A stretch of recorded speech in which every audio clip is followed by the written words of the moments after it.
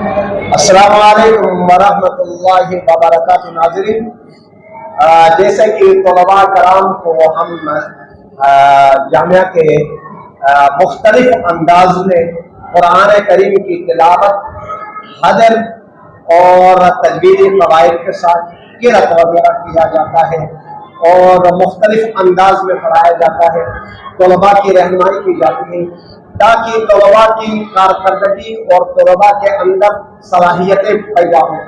और तलबा के अंदर जब सलाहियतें पैदा होंगी तो वो दुनिया के अंदर मुल्क और मिल्लत का नाम रोशन किया करते हैं।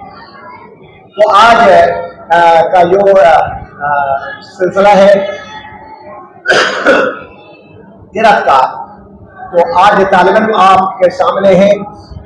उम्मीद है आप तमाम हज़रात का जो है ना इसके ऊपर आप इसको नवाजेंगे भी और इस बच्चे को आप जो है ना सराहेंगे और जितना इसका हौसला बुलंद मतलब हौसला आप देंगे इनको तो इनकी कारकर्दगी और निखर कर आ जाएगी।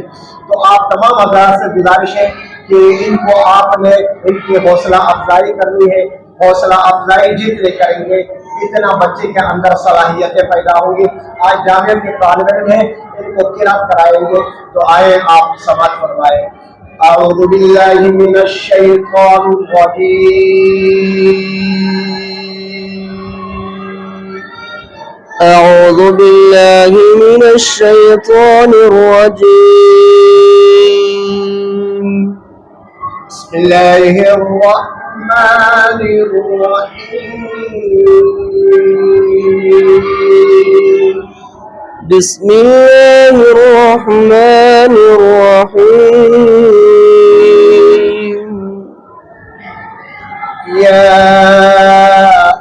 أيها النبي لم تحرم ما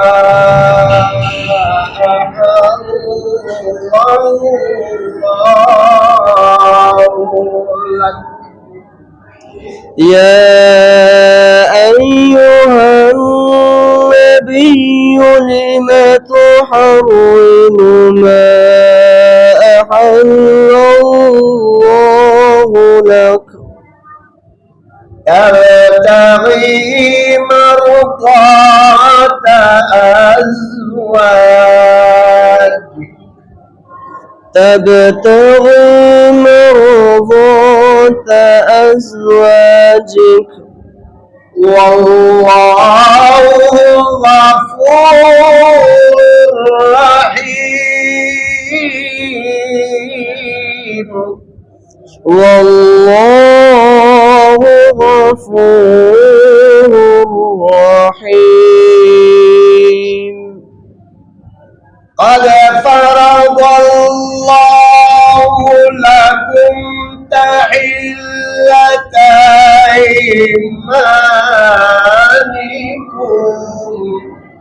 قد فرض الله لكم تحلة أيمانكم والله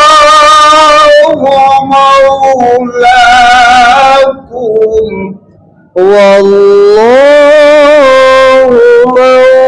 مولاكم وهو العليم الحكيم. وهو العليم الحكيم. صدق الله خالقنا العظيم. صدق الله خالقنا العظيم.